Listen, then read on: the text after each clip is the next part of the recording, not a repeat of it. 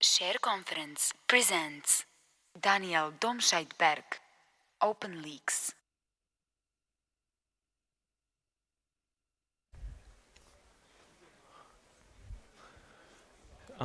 Test 1, 2. Okay, the mic works. Hello, everybody. First of all, I'm wondering a bit why everybody is not at the flash mob, but actually that's quite nice, so I'm not here alone. My name is Daniel, and I'm here today to speak about a couple of things. So I couldn't come up with a more creative title than just calling it Open Leaks, and it will basically be a little bit about the Open Leaks project I'm working on. It's also going to be a little bit about whistleblowing and transparency. And to give you an introduction of why these topics actually are anyhow interesting or should matter to you, I'll speak a bit shortly about my personal history, so you can relate how I got where I am today and maybe find some similarities to what you're doing.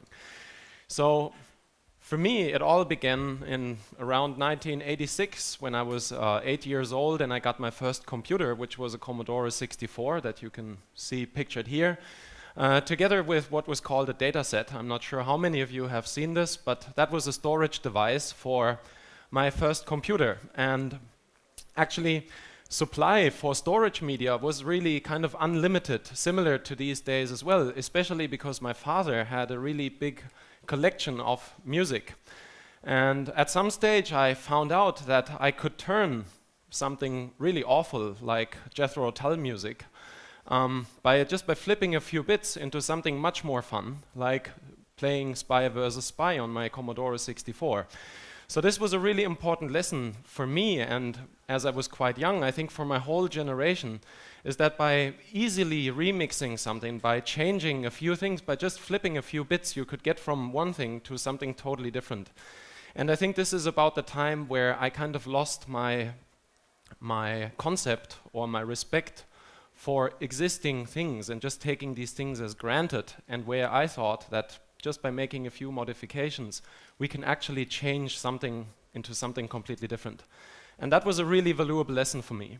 Now, when these times were over, we merged into a new storage facility, and these were the 5 and a quarter inch floppy disks. These were a bit more scarce. Distribution became a problem. It was not so easy to copy these anymore. And I actually ended up with a couple of friends of mine. I'm sorry if the pictures are a bit small. I had a neighbor who already had a driving license, and we were driving around after we posted ads in magazines for young computer enthusiasts. We traveled around and we met other people on parking lots on German autobahns in order to exchange data.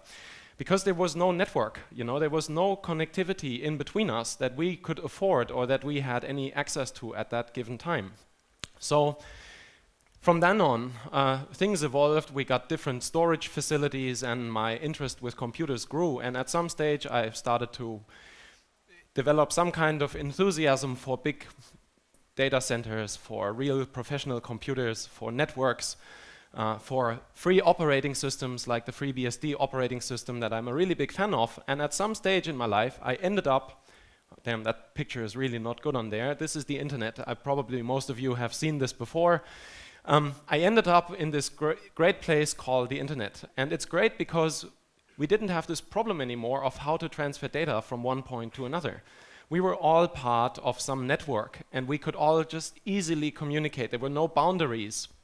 It was young and free, and everybody could be doing what they wanted. There were no people that had all these problems that we see today. The copyright was not really an issue. At least nobody was trying to enforce it. And it was just great. So my life was really easy as a person interested in technology, interested in all this funky stuff. And I was really, for some time, quite apolitical, because I didn't really think too much about life outside of what I was experiencing. I mean, the people I was meeting on the internet, they were all doing good. Everybody was having fun, and it was all very easy. And sometime in my mid-20s, or early 20s maybe, I discovered a thing that changed my life. And that is when I found out about a place called Malta. And it's really bad that you can't see this here. This is a card of a map of the world, and in the center there's this red spot.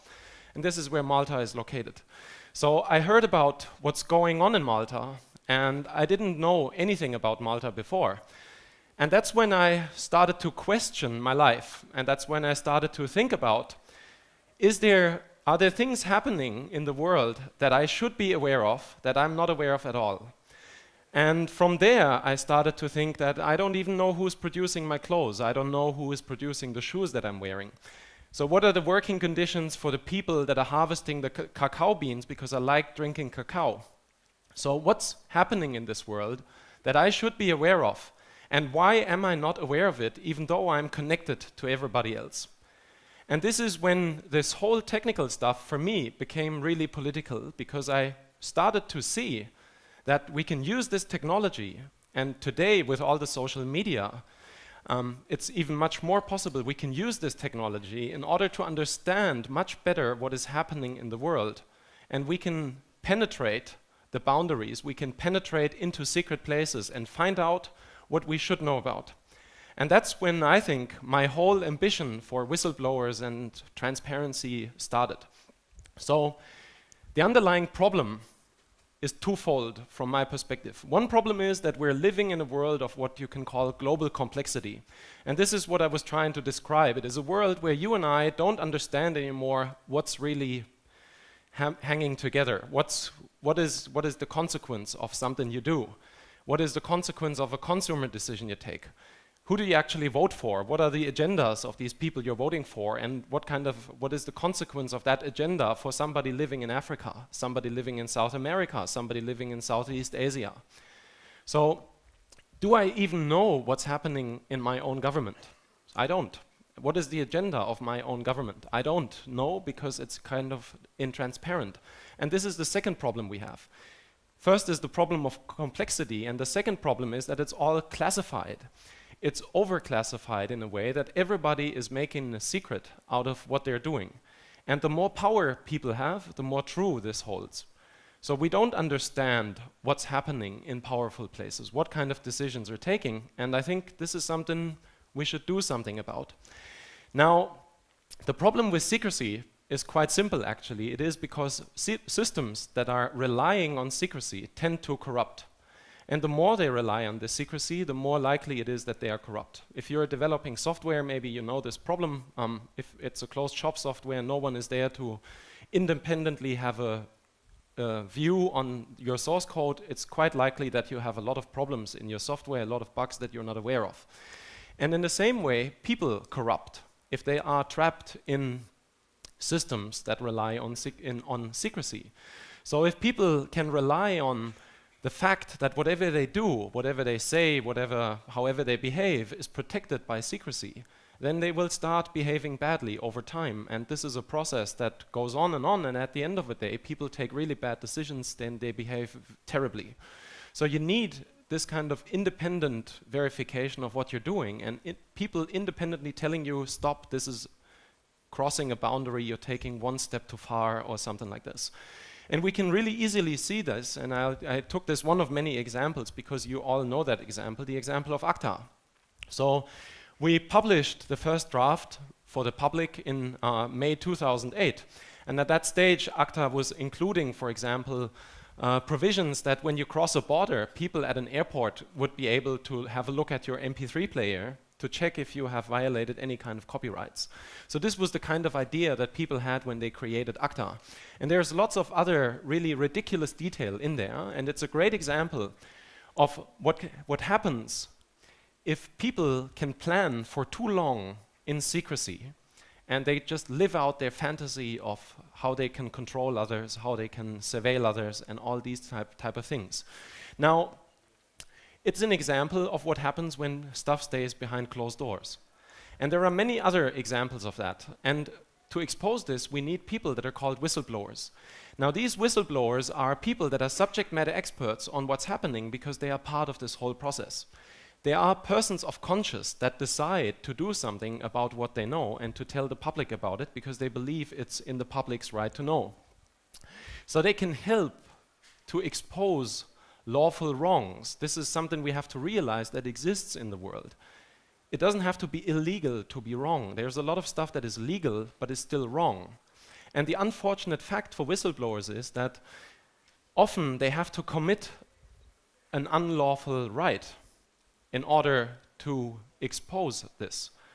So sometimes what whistleblowers do is illegal because they're not supposed to tell the truth, they're not supposed to spoil a secret, but it is still the right thing to do. So this is what we have to be aware of when it comes to these people. Now, whistleblowers in that respect can serve as some kind of an error correction mechanism for society.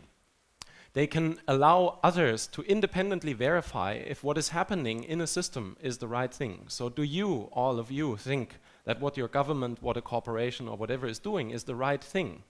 Because actually we are the people and we are what's making this world. And if we all disagree with what a few people are doing, then they shouldn't be doing this. Whether it's illegal or legal, it doesn't matter. So the earlier you can do this in the process, the better it is. And this is why leaking is quite important, because you can actually, you can't just find out at some stage that it's too late, but you can, in the process, find out that something is happening that might be bad when it takes place. And you can then take influence on that. And this is what we can see with ACTA or the internet filtering law for Germany that was proposed and other stuff that happened because we were able to intervene in the process. So this is where leaking is very, very helpful in order to make a change. Now, the problem is, why do we need to do this on the internet at all? And why isn't the media doing this the way they were doing this in the last decades or hundreds of years, maybe, as long as the media is in existence? The problem is that most of these whistleblowers have to rely on anonymity. And this is because there are no laws to protect these people. So we don't have a law in Germany. I assume there's no law in Serbia, and this goes for most other countries in this world, where these people have to rely on no one finding out who they are in order not to lose their work, not to lose a job, not to lose their future, the perspective to sustain their families and these kind of things.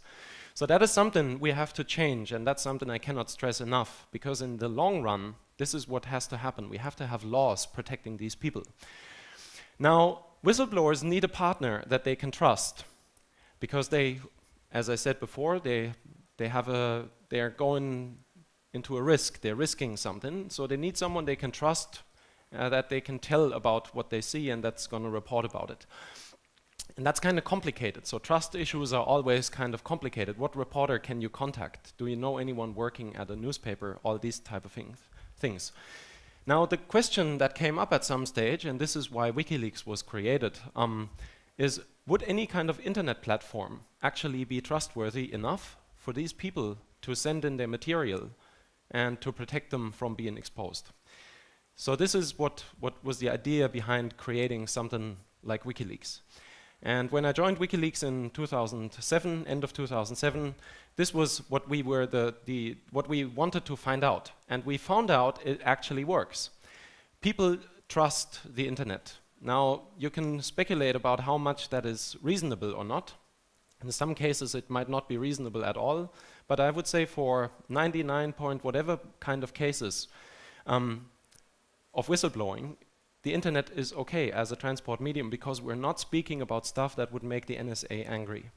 We're speaking about corruption in a local environment. We're speaking about what's happening in a much smaller scale. Now, the problem of centralization is one that came up at some stage, and this is why we emerged into working on a project called OpenLeaks. So if you centralize this, if you just have one platform like WikiLeaks, it's kind of prone to failure, because if it's just one group of people working on something, it's quite likely that they will make a mistake at some stage. It's also quite bad because you're concentrating power, and all of us that are technologists and that appreciate the internet, we should know that decentralizing stuff is much better.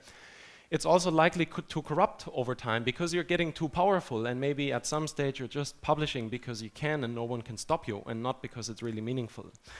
Now, it's also unlikely to scale, so the more, let's say, the more successful you get, the more documents you will get. So how do I, working for a project, how can I judge about documents that come from Serbia? I don't speak your language. I don't know about your environment. How can I judge if these documents are true or not? So it's a problem of scalability at some stage.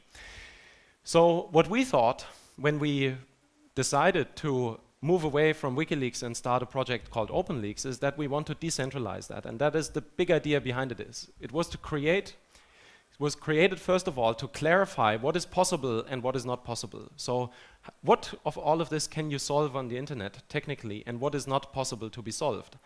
Now, that is something we've set out to do because today the world is a bit more complicated. There's much more attention than 3 years ago on leaking on the internet, and we have to find out actually what is possible to do and what we shouldn't be doing.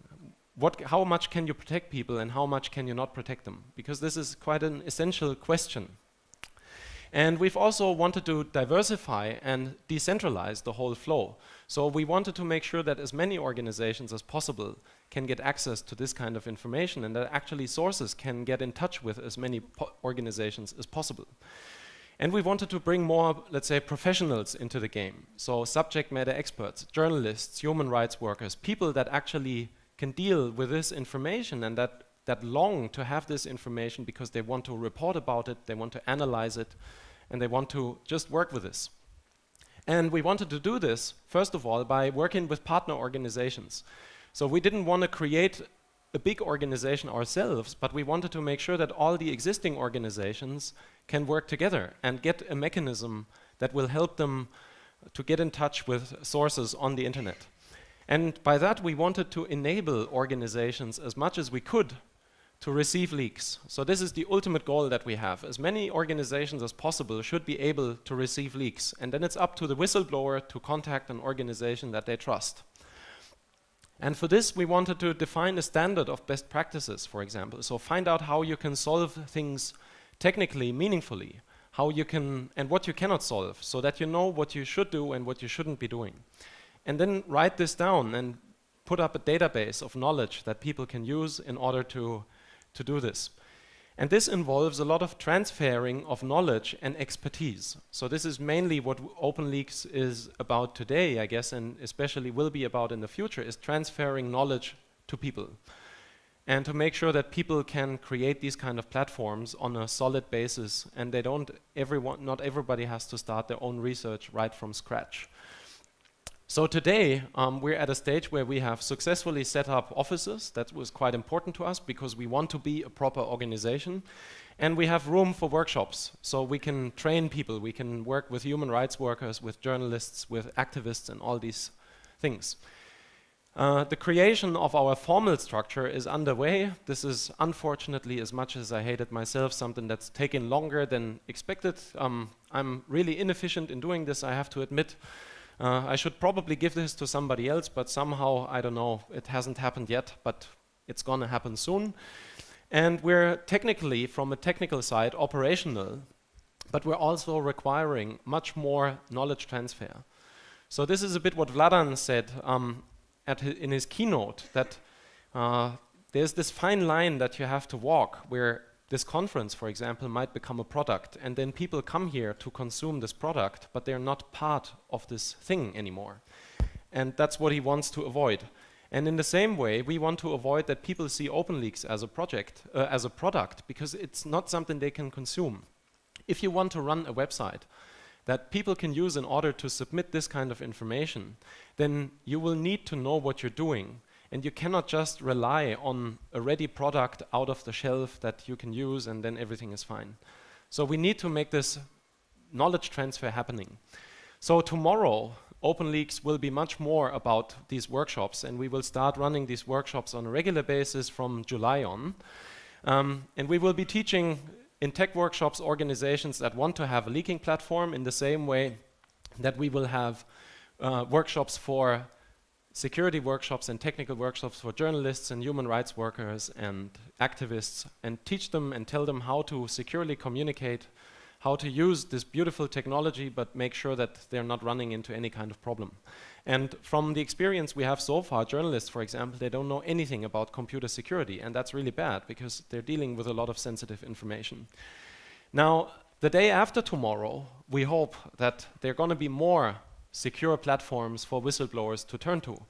And we hope that we have educated more journalists and human rights workers and activists, and all these people know a little bit better, at least, how they can use technology meaningfully. And we hope that more whistleblowers have come out of the closet and have contributed their information to the public. And this will mean that there is less of a need for us to be around. So one of our goals is to make ourselves superfluous, because all of you and all the rest of the world know what we know, and thereby we're not the ones keeping the gates anymore. Now, the day after that, and I'm almost through and time is running out, the day after that, we hope that there's going to be much more legislation to protect whistleblowers, so we, at the end of the day, don't even need these platforms anymore, and whistleblowers will be protected by society. And this will mean that less of these whistleblowers need to hide in anonymity, but they can be the heroes and the truth tellers that they are, and they can receive the credit from the public, and they can live their lives without fear. And this will mean for the world that we will have more transparency, and it will mean that we will have more of an understanding what's happening in the world. And the consequence of that is that it's going to be more justice in this world. And that's what we are hopefully working towards and contributing to. So let's get it on, and thanks a lot for your attention. These are my contacts if you have anything.